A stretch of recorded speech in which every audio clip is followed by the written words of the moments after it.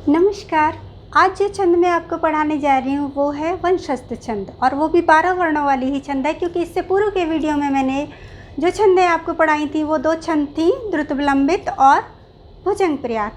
द्रुत विलंबित का लक्षण था द्रुत विलंबितम आह नभौ भरौ, अर्थात आह अर्थात कहते हैं द्रुत विलंबित छंद किसको, जिसमें कि प्रत्येक चरण में नभौ भरौ आता है, अर्थात एक नगण एक भगण फिर एक भगण और फिर एक रगण आ जाता है, तो वो द्रुत विलंबित छंद हो जाती है।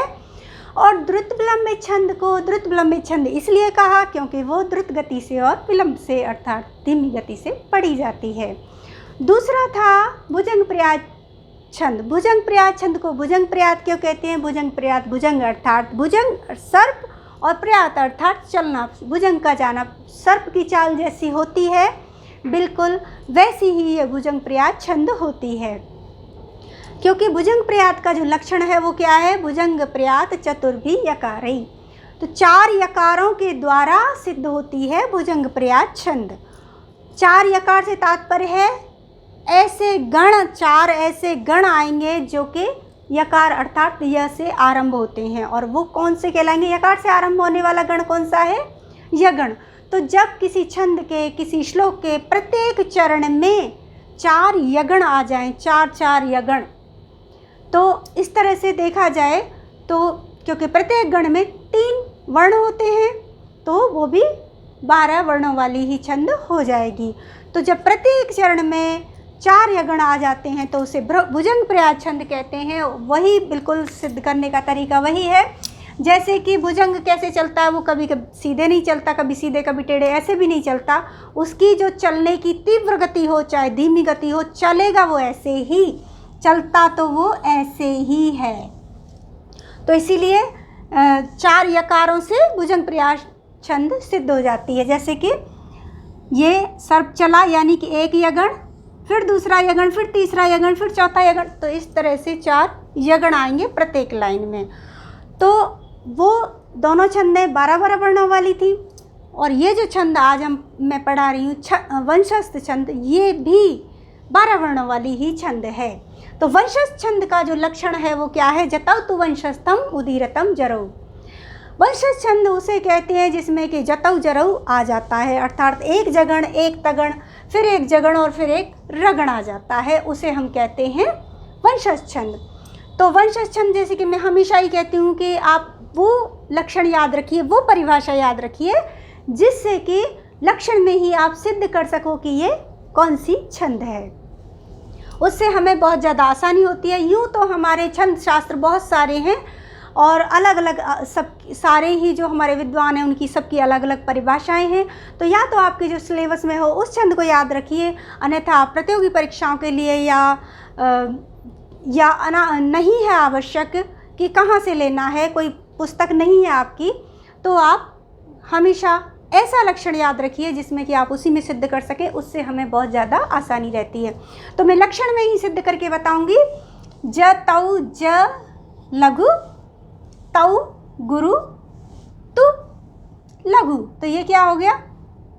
ज नहीं होगा, ज तो इसमें होगा ज अर्थात एक लघु, ज तो लघु है, तौ गुरु है, तो लघु है, तो ये हो गया एक जगण। फिर आते आगे वन, यहाँ पे बिंदु है तो ये हो गया गुरु। शस क्योंकि पीछे आ रहा है अर्धवर्ण, अर्धवर्ण हमेशा जैसे कि ये मात्रा होती है, औ की मात्रा है, ई की मात्रा है, ये पीछे लगती हैं और अपने से पूर्व वाले वर्ण को लघु या गुरु बनाती हैं। तो उसी तरह से बिल्कुल जो अर्धवर्ण किसी वर्ण के लघु वर्ण के पीछे आता है या गुरु वर्ण के पीछे आ रहा है तब तो गुरु है ही, पर लघु वर्ण के भी पीछे अगर कोई अर्धवर्ण आ जाता है तो वो अपने से पूर्व के वर्ण को गुरु कर देता है। तो ये बातें मैं बार बार आपको बताती हूँ ताकि हमेशा आपको याद रहें और अभ्यस्त हो जाए इस चीज़ की। तो शस गुरु और था लघु, तो ये क्या हो गया? ताराज, या तो यमा ताराज भानस लगा, उसको इतना अभ्यस्त कर लीजिए अपने आप को कि आप जैसे ताराज ज भान, आपने लघु गुरु देखा और बस सीधा ताराज ज भान इस तरह से आ जाए। या फिर आपको वो एक और तरीका बताया था कि मध्य गुरु जगण होता है, अंत लघु तगण होता है, फिर आगे चलते हैं, थ तक हो गया। मु लघु, दी गुरु, र लघु। फिर से ये हो गया च भान या कहें कि मध्य गुरु जगण। फिर तम म अर्धवर्ण है तो ये हो गया गुरु, ज लघु और रौ गुरु। तो ये क्या हो गया राज भा या फिर कहें कि मध्य लघु रगण। तो यहाँ देखिए हमें जगण, तगण, जगण, रगण। तो जतऊ जरऊ यानी जतऊ और जरऊ ये मिल रहे हैं और 3 चौक 12। तो प्रत्येक चरण में कितने वर्ण हो रहे हैं? 12 वर्ण हो रहे हैं। अब हम एक उदाहरण लेते हैं, उदाहरण में इसको सिद्ध करके देखते हैं। पहले ये जो उदाहरण मैंने लिया है अभी, जिसको मैं सिद्ध करके बताऊंगी, वो है आभिज्ञान शाकुंतलम से। जब शकुंतला अनन्य मनसा दुष्यंत के विषय में विचार करती हुई वन में बैठी हुई है, खो गई है, ध्यान मग्न है, उसी समय आ जाते हैं ऋषि दुर्वासा, जो कि अत्यंत क्रोधी स्वभाव के हैं। और वो देखते हैं कि शकुंतला मेरी ओर ध्यान ही नहीं दे रही, क्योंकि वो तो अनन्य मनसा बैठी हुई हैं। तब उन्हें क्रोध आता है और तब वो श्राप देते हैं। और जिस छंद में वो श्राप देते हैं वो श्लोक जो है वो वंशस्थ छंद के अंतर्गत है। विचिन्त्यन्ति यम अनन्य मनसा तपोधनम वैसी न मामुपस्थितम स्मृष्यति त्वां न सा बोधितो अपि सन् कथां प्रमत्तः प्रथमं कृतामेव। तो इस तरह से वो ये श्राप देते हैं कि विचिन्त्यन्ति विचार कर रही हो यम, जिसको अनन्य मन से, तुम जिस किसी का भी विचार इस तरह से खो करके अनन्य मन से कर रही हो, यानी कि तुम्हारा ध्यान कहीं और है, तुम कहीं और हो। तपोधनम वैसी न माम उपस्थितम, तपी धन इसका है जिसका, अर्थात महर्षि। तो मुझ जैसे महर्षि को माम तपोधनम, मुझ जैसे महर्षि को उपस्थितम न वैसी, उपस्थित हुए को तुम नहीं देख पा रही हो, नहीं जान पा रही हो, तुम्हें आभास तक नहीं है। तो फिर ये श्राप चलता है, स्मृष्यति त्वां न सबोधितो अपि सन्। तो वह बोधितो अपि सन्, याद कराने पर भी, बार बार ध्यान दिलाने पर भी, त्वां तुमको, स्मृष्यति न तुमको याद नहीं करेगा, बिल्कुल उसी तरह से भूल जाएगा जिस तरह से कि कथाम प्रमत्तः प्रथमं कृतामेव, कि कोई प्रमत्त पुरुष अर्थात कोई नशे में डूबा हुआ मनुष्य प्रथमं कृतामेव, पहले कही हुई अपनी बातों को, अपने कार्यों को भूल जाता है। उसी तरह से जिसका तुम चिंतन कर रही हो वो तुम्हें अब भूल जाएगा। अब ये इसका अर्थ हो गया, ये श्लोक हो गया। अब इसमें हम सिद्ध करके देखते हैं क्या सच में ये वंशस्थ छंद है। तो वि लघु चिन गुरु ता लघु, तो ये हो गया जगण। यन गुरु ती गुरु य लघु, तो ये हो गया ताराज तगण, ये जगण हो गया, ये तगण हो गया। फिर आते म लघु नन गुरु य लघु, तो ये फिर से मध्य गुरु हो गया जगण। फिर आते हैं, आगे चलते हैं, मा गुरु न लघु सा गुरु, ये हो गया रगण।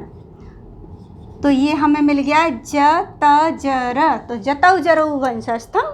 तो पहली पंक्ति में हो गया। दूसरी में देखते हैं, त लघु पो गुरु ध लघु, तपोध, ये हो गया जगण। नम गुरु वे पूरा त तक लेंगे, से लघु, ये हो गया अंत लघु तगण। न लघु मा गुरु मु लघु, तो ये हो गया जगण। बस, क्योंकि मैं आपको हमेशा समझाती हूँ, ऐसी चीज़ें अक्सर किताबों में समझ में नहीं आती और लोग समझा भी नहीं पाते अक्सर। तो ये चीज़ें अक्सर हमारा जो चिन्ह लगाने में गलतियाँ हो जाती हैं। तो वही मैं आपको समझा रही हूँ कि जिस तरह से पीछे की मात्रा आगे के वर्ण का स्वरूप बदल देती है, लघु गुरु कर देती है। लघु तो लघु है ही, लेकिन अगर पीछे आती है तो वो गुरु हो जाता है। तो इसी तरह से, क्योंकि लघु मात्राएं अक्सर आगे लगती हैं, जैसे देखिए ये थे आगे लगी, लेकिन अगर दीर्घ होती, गुरु होती, तो वो पीछे लगती। उसी तरह से पीछे आने वाला, किसी वर्ण के पीछे अगर कोई अर्धवर्ण आ जाता है तो उस अर्धवर्ण की वजह से आगे वाला वर्ण गुरु हो जाता है। तो उसी तरह से यहाँ पस कहेंगे। अब हम इसे क्या कहेंगे? पस। गुरु थे लघु तम, पीछे आधा म है तो ये भी गुरु हो गया। तो मध्य लघु ये हो गया रगण। तो यहाँ भी हमें बिल्कुल ऊपर की तरह मिल गया जतऊ जरऊ, यानी जगण तगण जगण और रगण। फिर आगे इस तृतीय पंक्ति में देखते हैं स्मृश्यति। तो आगे अगर अर्धवर्ण आता है तो उसका कोई महत्व नहीं होता। म से आरंभ करेंगे, म लघु ऋष, म लघु ऋष गुरु य लघु, तो ये जगण मिल गया। फिर ति यहाँ तक आएगा, लघु ते लघु नहीं होगा।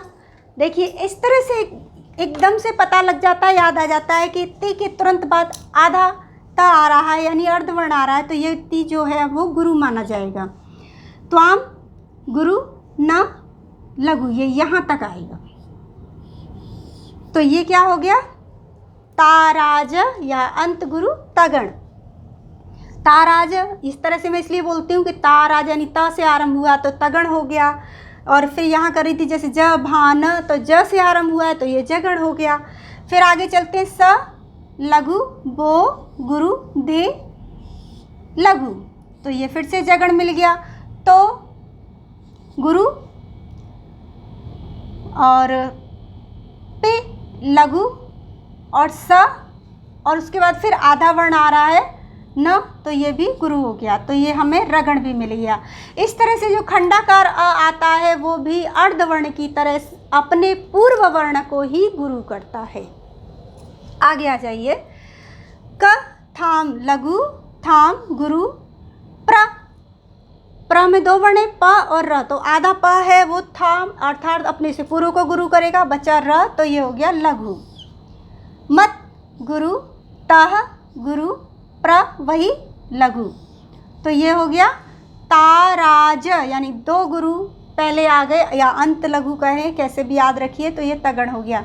फिर थ लघु मम गुरु क्रि लघु।